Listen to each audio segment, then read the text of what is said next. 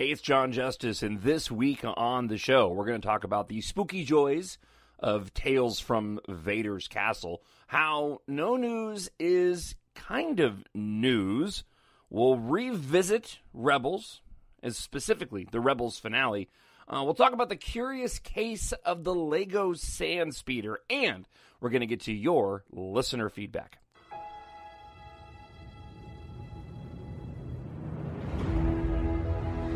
Nothing will stand in our way. I find your lack of faith disturbing.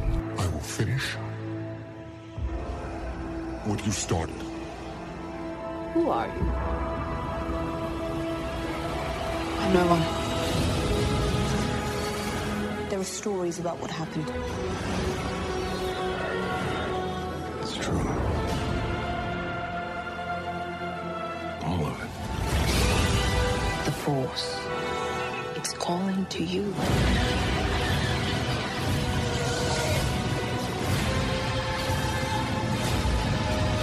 May the Force be with us. My nerd road. Just let it in. Ojaba. Why does she get a blaster and I don't? Ojaba.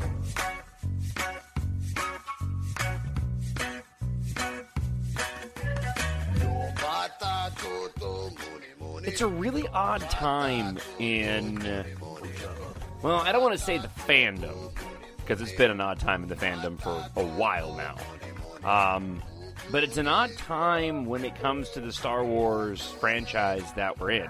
Like, we're in weird, sort of uncharted territory as every day passes and we don't get any new news about anything. So we're going to talk, like I mentioned, a bit about that on the show this week. I am Jon Justice, and welcome to My Nerd World, a Star Wars podcast. A quick mention that if you have not joined the mailing list to be the first ones to get first one to get all the details about my upcoming novel, Embark, you can do that by going to talkshownerd@gmail.com. Looking at the calendar, if all things work out the way that I plan, in less than a month, hopefully, the book should be available. And for those of you that joined the mailing list, you may have an opportunity, probably will have an opportunity to get it before everybody else does. So again, talkshownerd@gmail.com if you want to be on the mailing list, and I will add you to it, and you can get all the details before everybody else does, and I will not use that mailing list or your email for anything other than just Embark and that mailing list. It's funny, though, because the whole starting point for me writing that particular book, I mean, it's based around Star Wars. The book's not, but my love of Star Wars and the desire to go and create a universe of my own, but sort of attached to real world scenarios kind of thing. So, and again, there'll be more details when you sign up for the mailing list and the book comes out. You'll understand a little bit better. But I had an idea for a story. Writing is arguably the type of content creation that I'm the worst at. So I thought, why not go ahead and try to find some success in that which I don't know how to do very well, and in turn, I can learn how to do that better. But it's funny because as time went on, because it took me a couple of years to write it, I kept setting the book aside. And would leave it alone for months on end. So that's part of the reason why it took so long to write it. I had the story and the ideas in my head. It was just getting down and actually hammering away on the keyboard.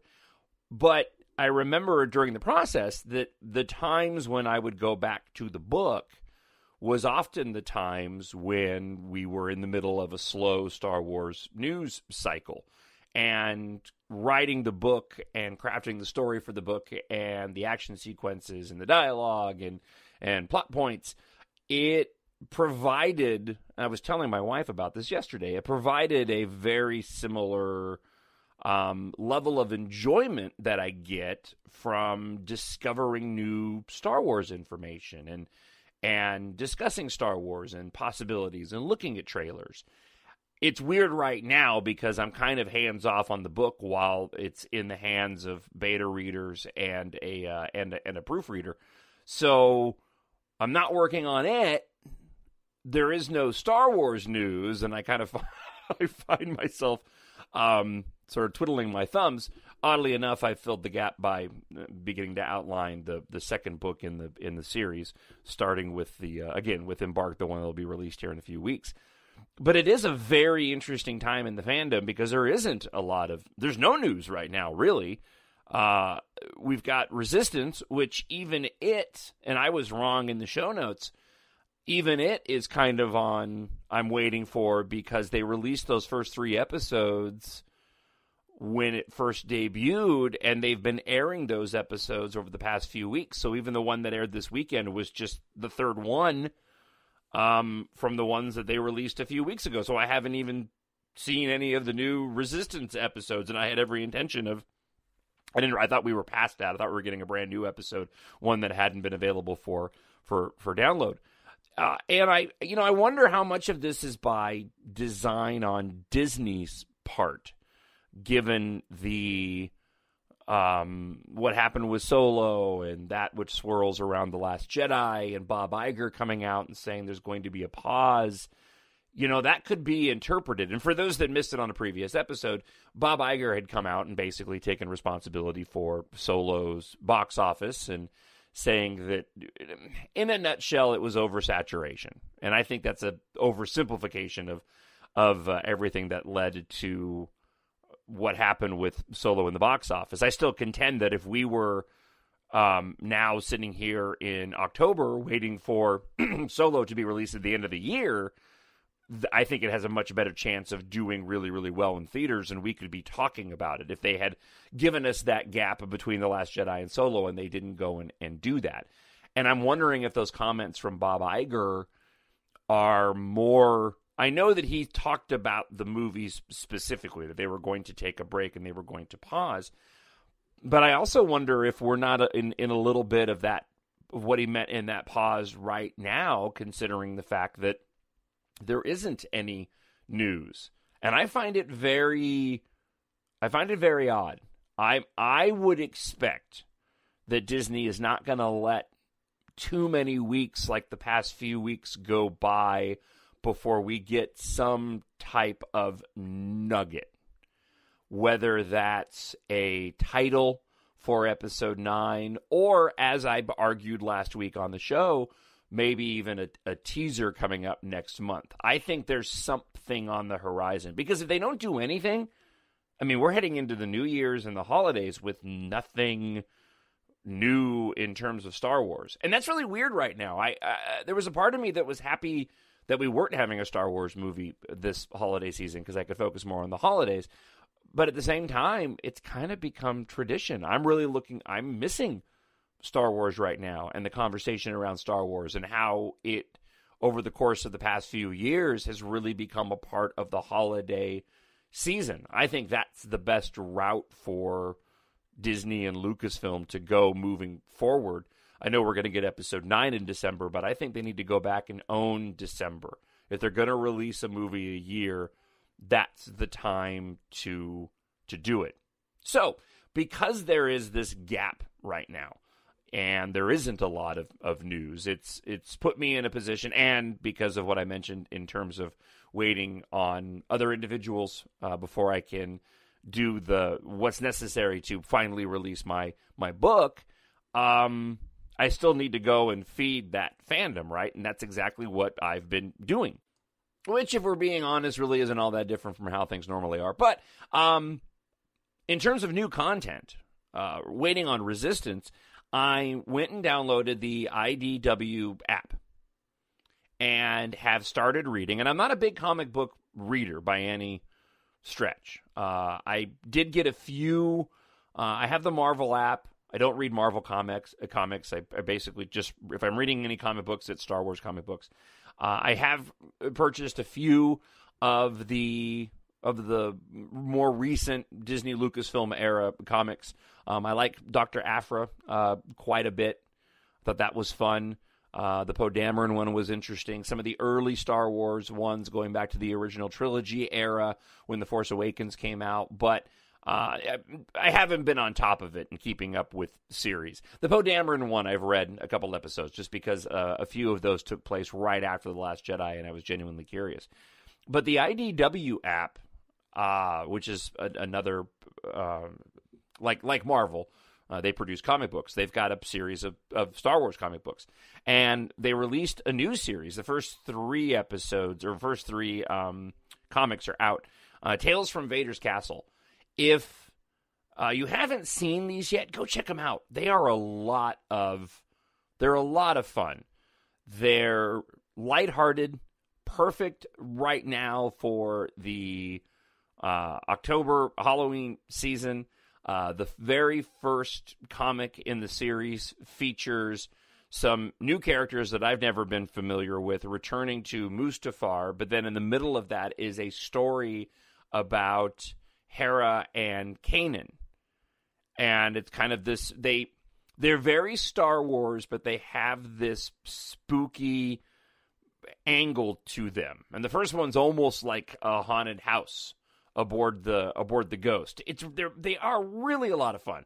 So, and again, I'm not a comic book reader, but if you're looking for some Star Wars content to help pass the time while we wait for new movie news, go check out Tales from Vaders Castle. I don't think that you're going to be disappointed. Something inside me has always been there. But now it's awake. And I need help. So I wanted to focus on, since there's not a lot of news to talk about, and this dovetails nicely with the Tales from Vaders Castle, before we get into some of your listener feedback this week, I wanted to focus on that emotion in the storytelling of Star Wars. And how it doesn't matter what the median is. It doesn't matter if you're talking about, for me at least, if you're talking about the saga films, if you're talking about the Clone Wars, if you're talking about Rebels. I don't think you're going to get a ton of depth out of Resistance, but you never know. They canceled Forces of Destiny. I don't know if you've heard this or not, but I guess all the episodes they're going to produce for now have been produced, and I know there was a lot of disappointed individuals because they had produced a couple of dolls of Kylo Ren and Rey for Forces of Destiny. I mean, I actually saw them on the store shelves, and there was some speculation we were going to get a Kylo Ren Forces of Destiny, but it never happened. But getting back to my point, that's the one thing that Star Wars does so well, and one of the things that I don't believe I've discussed very much on the podcast is the storytelling in and of itself. And I forget that in the midst of watching this amazing universe that's been created and visiting that galaxy far, far away every time and seeing the characters and looking at the ships and taking in the action. None of that works. None of that carries any weight unless there is some emotion attached to it. And I can't help but wonder, and this is just a side note on the larger thing that I wanted to say, but I can't help but wonder how much of that controversy around The Last Jedi was because of how they handled the emotion and in The Last Jedi and the storytelling.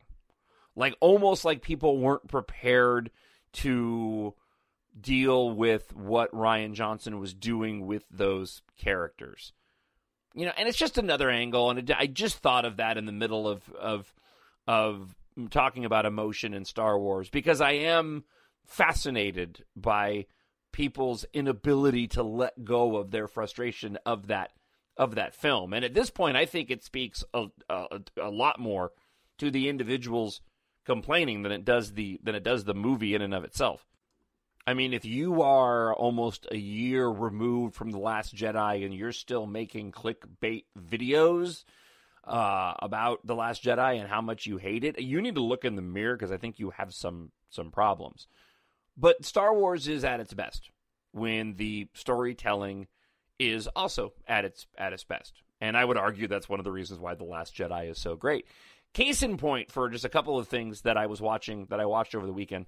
On Friday, we went out. We usually don't go out on Friday and Saturday nights. Usually I know that sounds weird, but with the boys and with Melinda, we usually sit back, have dinner, and watch movies. And we took Kyle out to my 11-year-old out to a wildlife sanctuary nearby to listen to the wolves howl. One of the coolest experiences I've ever had. And speaking of space, by the way, we went out there and it was funny. We looked up in the night sky and you could see the moon.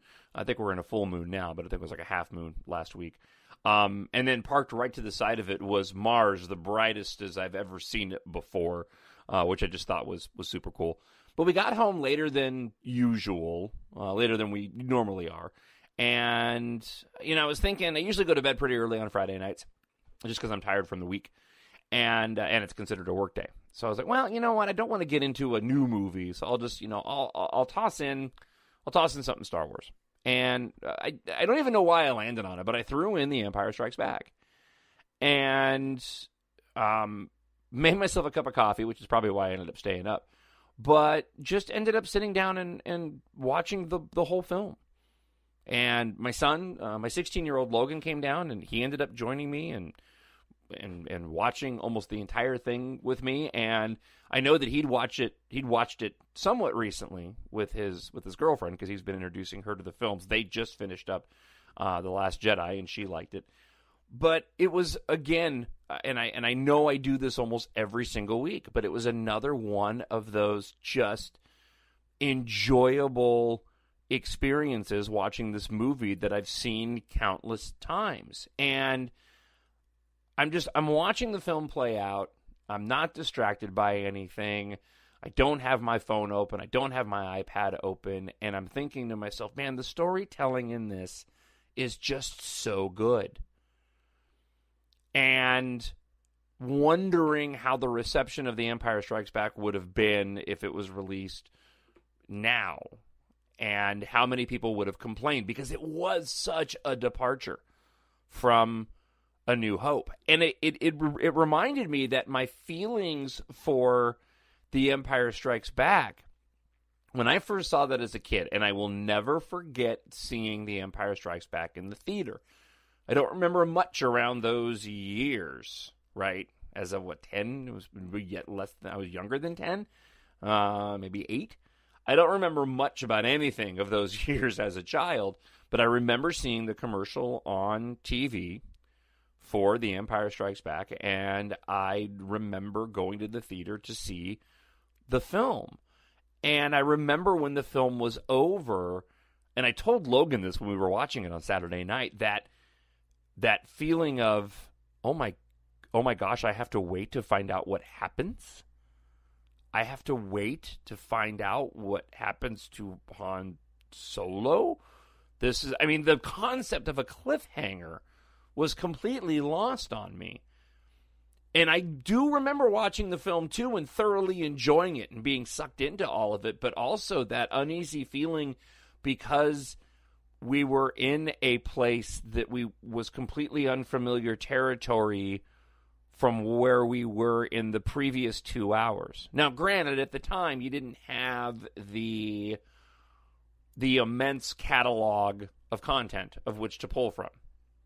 I mean, you were just looking at those 2 hours of Star Wars content. On top of that was all the things that you as a kid had created. And I think people forget about that. Like that's part of the reasons why the toys were so popular.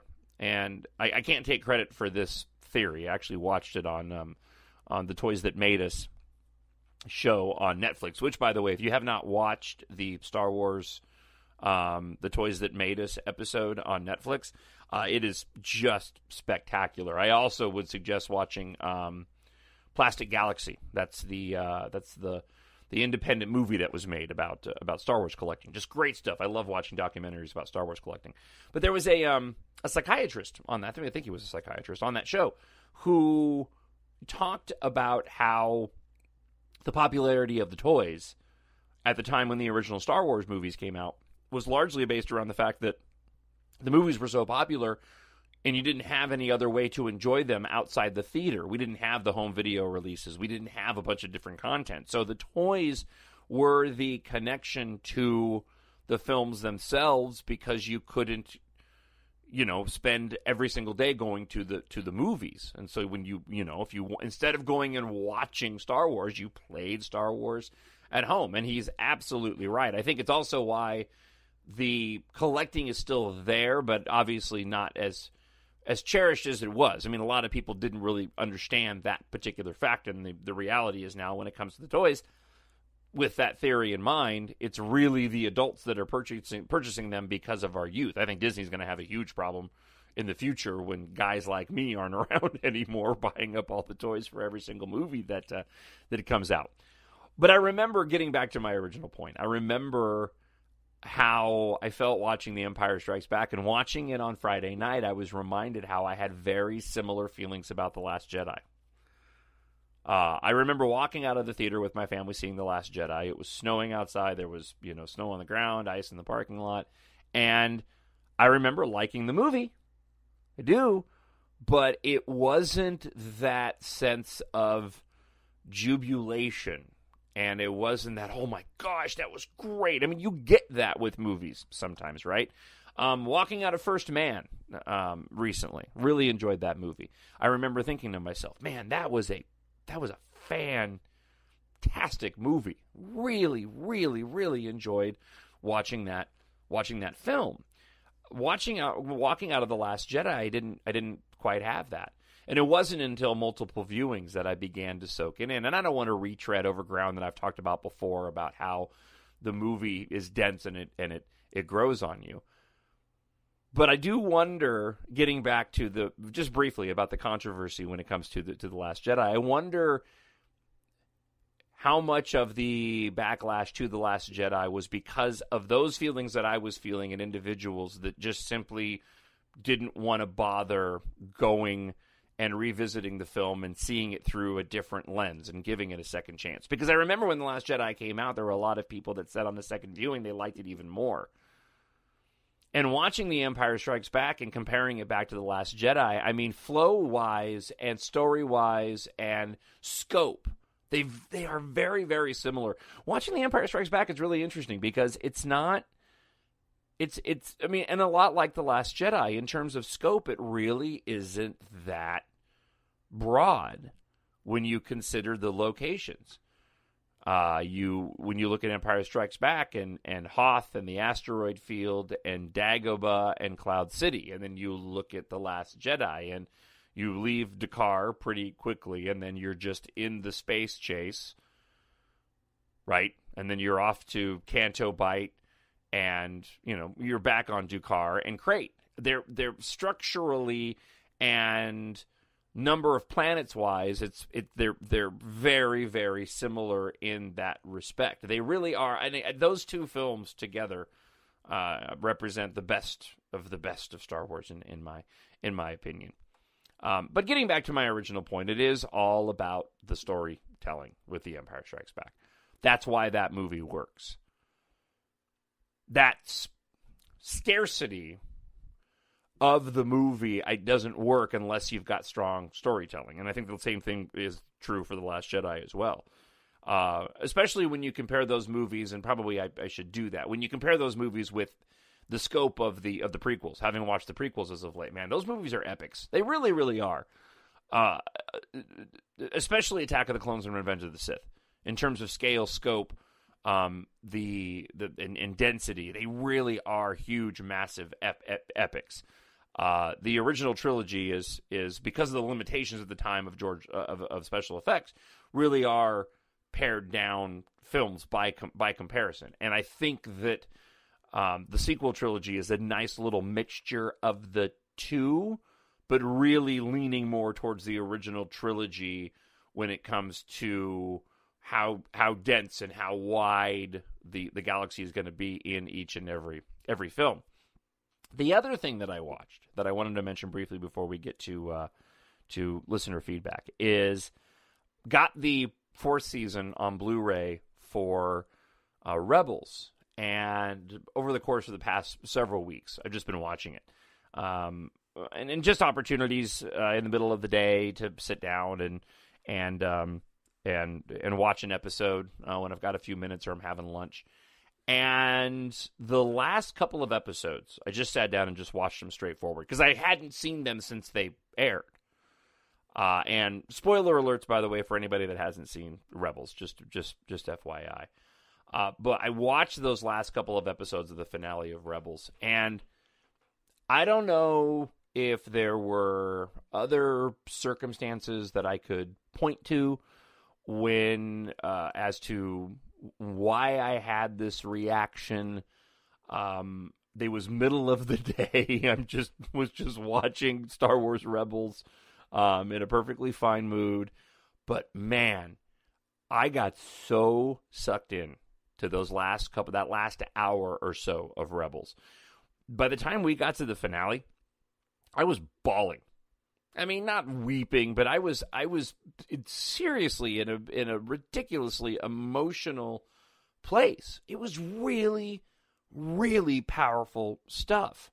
From the final action sequences with Kanan and Thrawn and the sacrifices made, to the flash forward after the Battle of Endor and the catching up with all of the characters that reaches its peak when Sabine ends up putting on the Mandalorian helmet and walking towards an older Ahsoka. I'm watching this and I've got just tears coming out of my eyes. It just really, really just gutted me. Reminded me that Dave Filoni's doing, the Mandalorian. He's doing some episodes of the Mandalorian, and I don't have any expectation that we're going to reach that type of level of emotion in the Mandalorian. But man alive, do I want to see Dave Filoni do a Star Wars movie. The fact that he can pull off that kind of storytelling in a children's cartoon like that, and make it so meaningful, is a testament to his ability as a storyteller, and again, that power of Star Wars and the power of the storytelling and how strong that can be. My favorite parts of Return of the Jedi are all the stuff between Luke and Vader and Palpatine. That level of storytelling. Give me that any day of the week over the Ewoks. No offense to Ewoks. Again, I've mentioned this before, but it is going back to my original point. It is a very interesting time, given that there's so little news right now, and it's also interesting. Just as a side note, before we get to listener feedback this week, also interesting to listen to other podcasters and trying to navigate the waters right now without having a lot of news. That's pretty interesting as well, and entertaining on a completely different level. All right, before we get to listener feedback, I do have one more thing that I want to touch upon just briefly. The hyperdrive is leaking. All right, so this is not a leak. What it is what we thought was a leak back in the day. I've been sitting with this email in my inbox now for a couple of weeks, and I keep meaning to do it on the show, and this week's the perfect opportunity to do it on the show. But do any of you remember, prior to when The Last Jedi came out, and we were getting the toy leaks, and there was one particular set that came out that really threw everybody for a loop. And I haven't done my homework to go back and try to find the podcast where I initially talked about this, but I wanted to revisit it now that we're completely distant from The Last Jedi, right? Now that we're a year out, the movie's been released, and we've got some distance on it, I wanted to revisit the Lego Star Wars Last Jedi Sand Speeder set. So this was two figures in a box with they were the Sand Speeder pilot and the Sand Speeder gunner. The female pilot sports a red helmet, while the gunner has a white one reminiscent of the helmet that Rey holds at the beginning of The Force Awakens. As a matter of fact, it is the helmet that Rey holds at the beginning of the of The Force Awakens. And included is what looks like a moisture evaporator. I'll read here real quick from this is from the Brothers Brick. With the standalone review out of the way, let's talk about the elephant in the room. Is this just a recolor of a previous snowspeeder? At first glance, yes.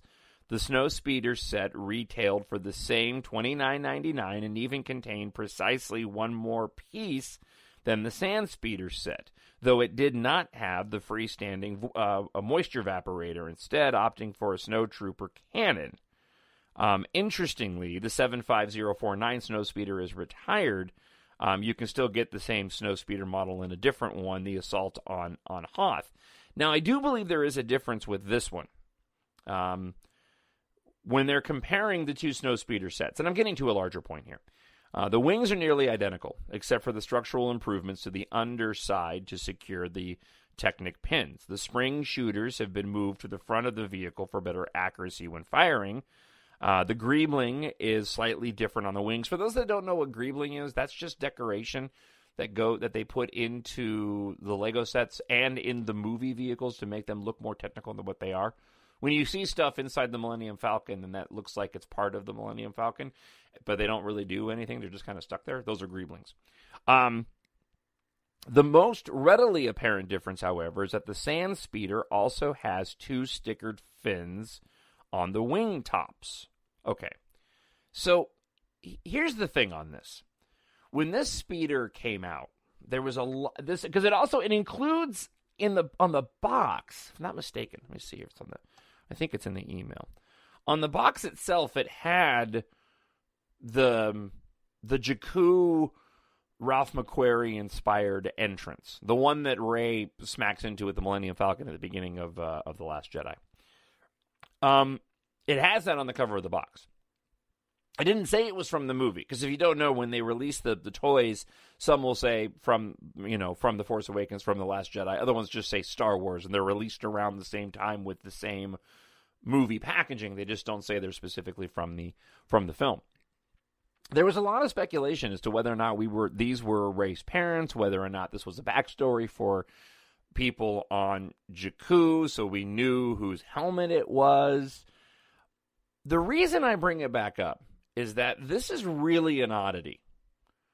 I don't know of any other sets that have this level of specificity tied to a particular film or movies that aren't connected with that film. You get sets from Lego that aren't connected to the movies, but they're usually pretty blatantly not connected to the movies, and they are smaller sets. And it's really clear, like the micro sets and stuff, they're really clear that these are not taken from any films. This one is odd because of the distinct change in the Sandspeeder. Well, let me go about it this way. How in the world does Lego get the inspiration to create a set like this if they weren't given something from Lucasfilm? Right? How do you get to the point where you make a Sandspeeder set? The artwork on the cover when it comes to the specific set has Jakku on it. The character has a helmet that is the exact helmet that Rey picks up in The Force Awakens in the set, but it's not tied to the movie. Lego can't do that unless they have permission from Lucasfilm.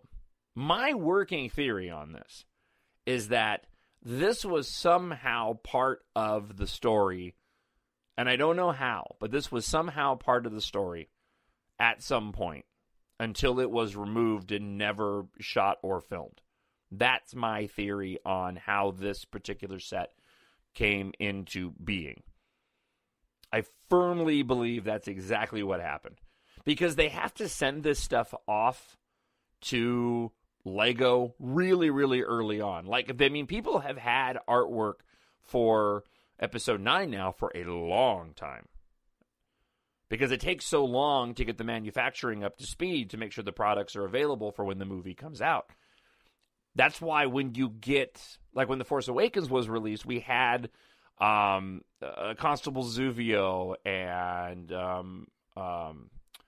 what was the Sarko Plank, and you had a number of these characters that were the first ones on the pegs when the toys were first released that you never ever saw in the movie.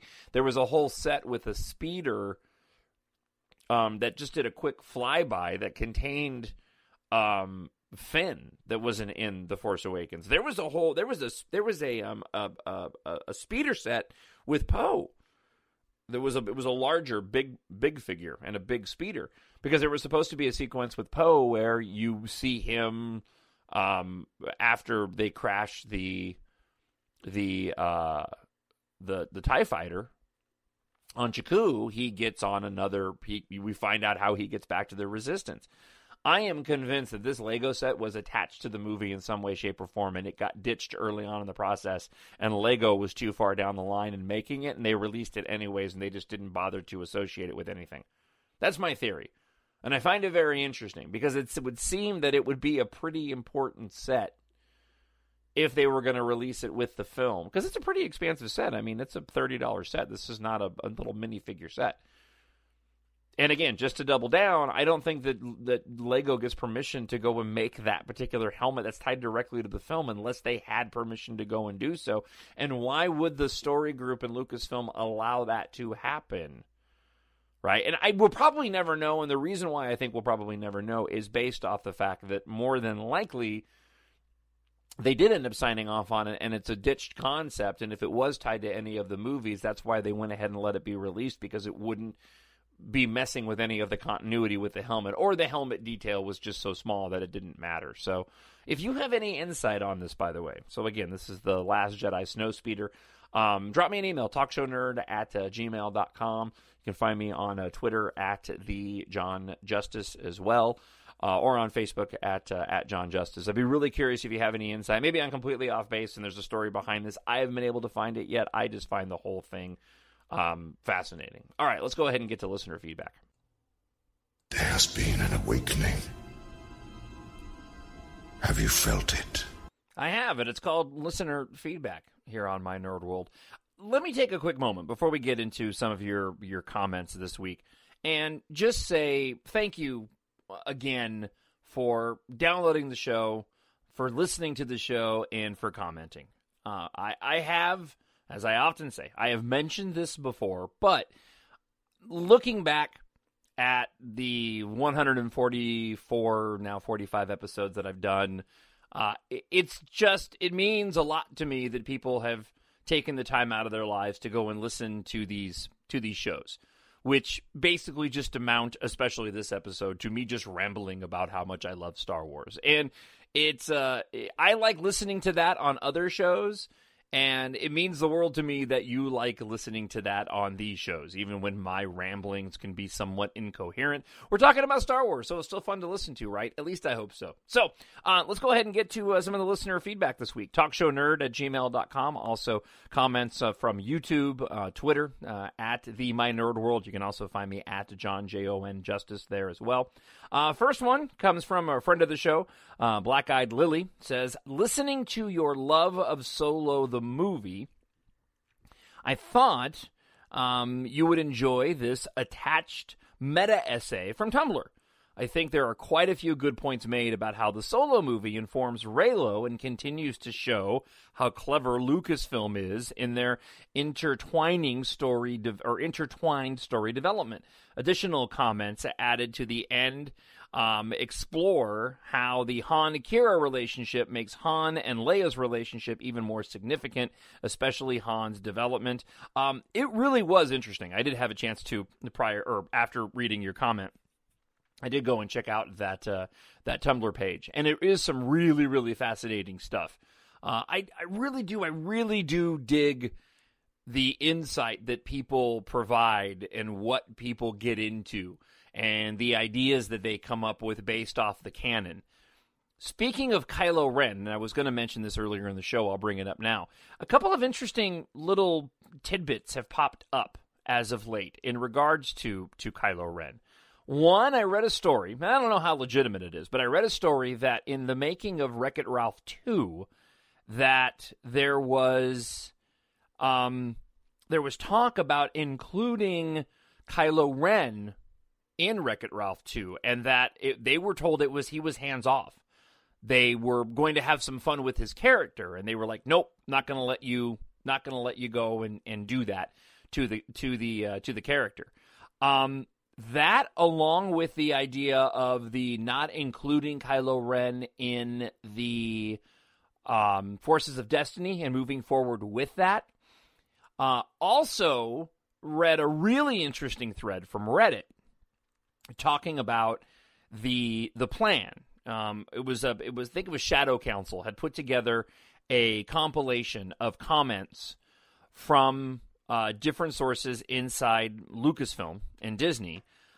Basically, putting them all together shows that between Rian Johnson, J.J. Abrams, Kathleen Kennedy, the story group, that they did have at least a rough outline in place for the sequel trilogy. And what I find unique about that is there was some commentary and conversation surrounding how you can play with these characters here, but you've got to leave these two characters somewhat alone, right? So looking at what happened to Phasma and looking at what happened to Luke in The Last Jedi, but looking at what happened to Rey and Kylo, that arc seems very, very specific and distinct and really lends itself, in my opinion, to the resolution and the potential of Ben Solo's redemption in 9, if that was the plan all along. I lean that direction, keeping an open mind that I'll be happy with whatever the story group does. But if you begin to think about that they put out a plan that this was going to be an arc of Kylo Ren with the redemption of Ben Solo at the end, regardless of what happened in between, it really does make Rian Johnson's story, it gives a lot of credence to that theory, considering what he did with the characters and where they ended up. Look, you can mess with these characters, you can expand them, you can grow those characters if you want. But when it comes to setting it up for 9, they need to still be at a place where we can go and finish this whole thing off. And Rian Johnson didn't do anything, in my opinion, to take away the ability to redeem Ben, right? If Rian Johnson did anything, he increased the chances of redemption for Ben Solo in Episode 9, right? And so we're not there now, but I thought that was really interesting, especially just in light of Black-Eyed Lily's comment in the Tumblr and the comparisons and the draws from the Solo movie. All right, Miss Suki 777 says this. I think you could fill another trilogy if everything MZ says about 9 will happen. Kylo will probably be the main villain throughout 9, but I think something will have to happen for him to reevaluate everything. Because we know as a viewer he's struggling with who he is, so I don't think JJ can ignore that. I just hope we get some kind of happy end. Yeah, I tend to agree, and I also do think there's got to be a motivation there for Ben Solo's redemption, and there has to be a level of acceptance from the audience. We're in a much different place now, and this needs to be talked about. I guess we're still talking about Ben Solo's redemption, aren't we? But this needs to be discussed. And what needs to be discussed here is, and what needs to be talked about at length between now and when we know more about 9 is, we're in uncharted redemption territory. When the original trilogy came out, and I'm speaking more in real-world dynamics and feedback, okay? So when the original trilogy came out and you had the redemption of Darth Vader, there wasn't really any way to put out an abundance of commentary surrounding whether or not that was a good or bad idea. You weren't going to see a lot of dissecting of Darth Vader's horrible acts prior that we forgive in him getting a redemption. Now, that was also somewhat satisfied in the fact that he ended up dying, right? So redemption, death, Force Ghost is much different than redemption being alive. And I think most people's expectations for Ben Solo is he's going to be alive. This is going to be if Ben Solo is redeemed. And I do believe that if he is going to be redeemed, it has to be a redemption with him living at the end. I have a hard time believing that they'll do the same thing they kind of did with Vader, where they redeem him, but he ends up ultimately sacrificing himself. I mean, that might be the case. But if they do redeem him and he lives, that is going to be somewhat controversial. And I believe that that is going to be something that will be nitpicked to the nth degree in the social networking, in the world that we live in right now, with the ability to go and, give our opinions on a moment's notice on a second-by-second basis. Now, whether or not that informs the story development process, who knows? Only J.J. Abrams and Chris Terrio know that. All right, Sarah Makinson writes this. It is so refreshing to hear a positive voice out there for this thing I've loved since my mom introduced me to it a long time ago. Thank you very much for that, Sarah. You always bring such a bright perspective to all the trilogies and remind me of why Star Wars is so great. I'm looking forward to 9 and the end of the Skywalker saga, she does with a crying emoji, mostly because I have no idea what's coming. I hope that Ben redeems himself, and I'm a firm believer that no one is ever truly gone. It would be a wonderful way to end the saga by showing people, no matter how far we go down the wrong path, there is always redemption waiting for those who seek it. I would love to be a part of your mailing list, and I'm looking forward to reading your book. God bless you and your family. Thank you so much for that, Sarah. You are absolutely on the list, on the mailing list, and I really do appreciate your comments. That means a lot to me. All right, we got one more comment here, and it comes from SJ's, and SJ says this. I'll admit, I feel kind of bad. I'll feel kind of bad about it if I didn't see Solo in the theaters, and I adored The Last Jedi and TFA as my top 2 theater experiences of all time. So it had zero to do with me having any kind of backlash. I'm trying to think of a concrete answer, but if I had to boil it down to one thing, it would be that I didn't really get blown away by the trailers, combined with the fact that I was so sick of the Star Wars fandom at that point that I just needed a break. I can't even begin to explain how absolutely sick I am of seeing video titles like Why the Jedi Need to Live Unlearning Luke's Lessons. I mean, did that guy even watch the end of the movie when Luke literally says he won't be the last Jedi? Or the people that only talk about the first couple of parts of Luke's arc and completely disregard how huge Luke Skywalker and what he did at the end of the movie was? Luke knows that you don't fight evil with evil. He threw his saber down at the end of Return of the Jedi, refusing to kill his father. And then diehard fans are saying he's out of character because he wouldn't go fight his nephew to the death, whom he feels at least partially responsible for. He nudged a kid on actions he had not yet taken. Like Yoda says, the future is always in motion, and that's because there's free will. And Luke was not going to kill Ben in the temples. It was really just a baby Hitler thought experiment. Yeah, it really was. But as quickly as he had the thought, it passes, because Luke isn't the perfect person. And if you think he is, then your only hero should be God, because that's the only perfect thing in existence. Yes, even the best heroes can make mistakes, and they have regrets, and they also change. He changed in the 30 years after Return of the Jedi. He changed in the 2.5 hours of The Last Jedi. It's what you call not having a static character. It's called boring. The bottom line is he saves many lives at the end of the movie, reignites the Jedi legend, and saves the Resistance, and teaches his nephew one last lesson, which will have huge implications moving forward. His father's death will haunt him, and he will regret it. And when Han and Luke's sacrifice in The Last Jedi changes Ben, those scenes will have 10 times more emotion and weight than they already have. Wow. Those are some fantastic comments there, and I really do appreciate you writing in, and I totally agree, especially with the, he threw his saber down at the end of Return of the Jedi to kill his father, then diehard fans say he's out of character for not wanting to go fight his nephew to the death.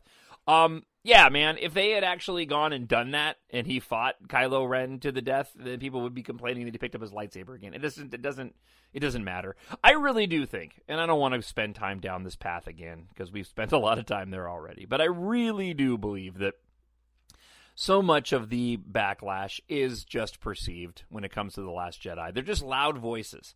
They're loud voices out on the internet, but they're not in the majority. The numbers just don't bear it out. I had a meme, if you will, a graphic pinned to my Twitter page for a long, long time.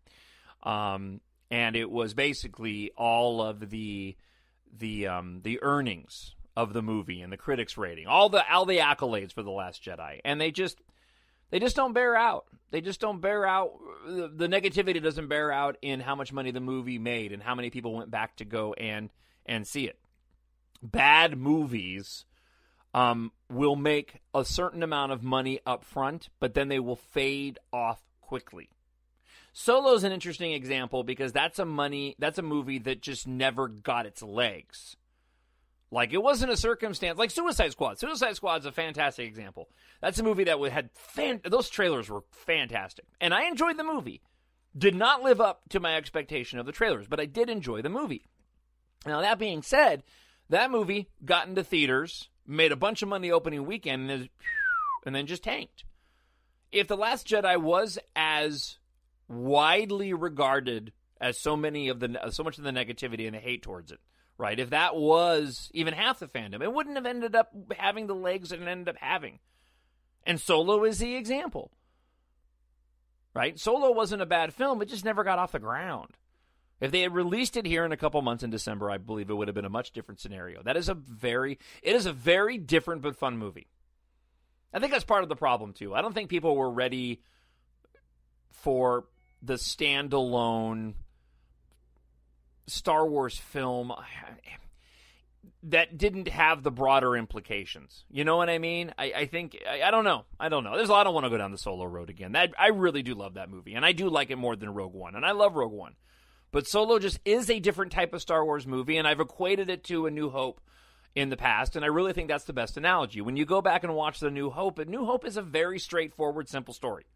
It really is. It's very easy to follow. I think that's part of the read. It was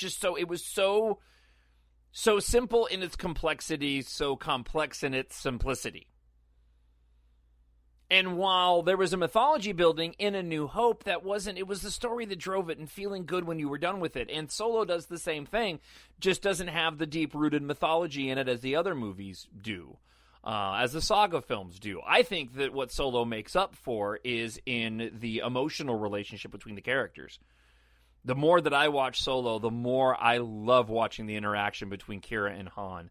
Han's heartbreak at the beginning of that film on Corellia screaming for Kira when she's taken away. The fact that she wants him to leave. It's so refreshing to see that dynamic. He is heartbroken and can't do anything to save her, and at the same time she's allowing herself to be taken as a sacrifice to him. And she's still okay with it when she meets him again. And I didn't mean to go down this road, but just talking about Solo for a minute, and then I'm going to wrap up the show. I love that part of the movie, too. When he meets Kira again, it could have been such an easy move to create tension between Solo and Kira in that moment on Dryden Voss's yacht. To have her holding a grudge against Han for what happened to her and her joining Crimson Dawn, and they didn't do it. She took full responsibility for her actions and her decisions, and Han still loved her, and she still loved him.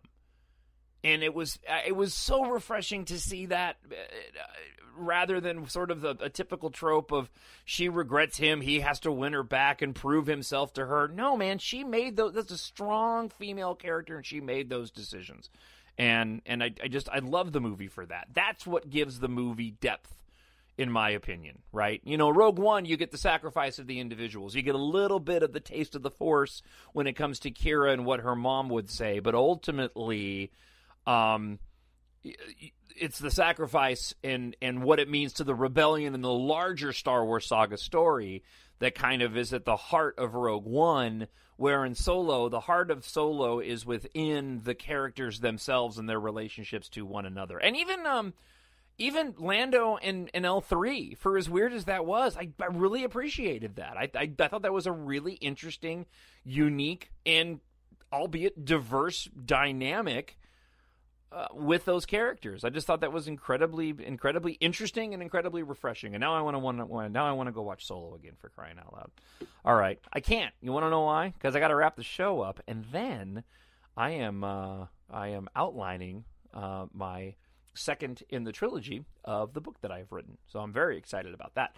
And the first book isn't even out yet. So, and the reason for that is because of the fact, as I mentioned at the start of the show, I'm waiting to get my feedback from my beta readers and waiting for the proofread to come back so I can make the changes if there needs to be any changes to Embark after the comments from the proofreaders, from the beta readers, and then making sure and accepting all the changes and corrections from the proofreader, and then I can unleash it upon the world, and I hope that you will love it.